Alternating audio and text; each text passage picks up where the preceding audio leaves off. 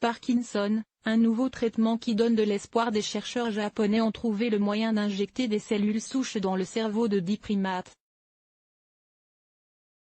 Les résultats sont encourageants.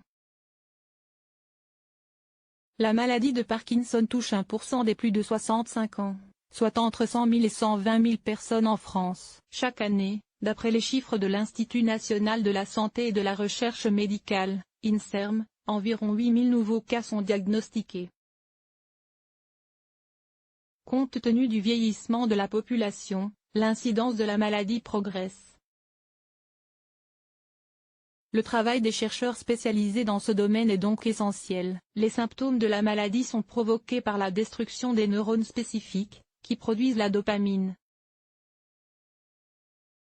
Cette hormone est indispensable pour réguler la motricité.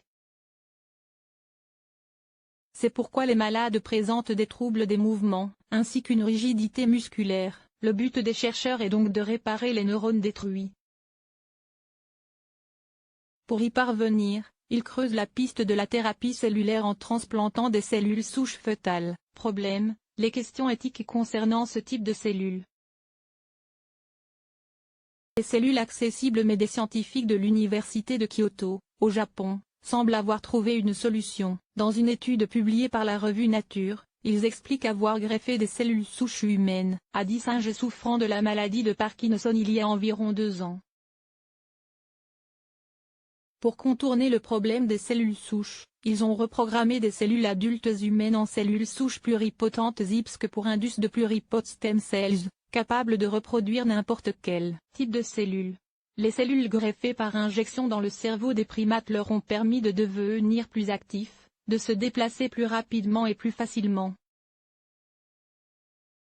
Notre étude a montré que les neurones dopaminergiques produits à partir de cellules IPSC sont aussi bons que les neurones générés à l'aide d'un cerveau fœtal. Les cellules IPSC sont aussi très accessibles, ce qui nous permet de les standardiser afin d'utiliser uniquement les meilleures cellules pour le traitement, indique le professeur Jun Takahashi, co-auteur principal de ces travaux. Les chercheurs espèrent pouvoir commencer un essai clinique d'ici la fin de 2018, après avoir confirmé l'efficacité et la sécurité de ces cellules.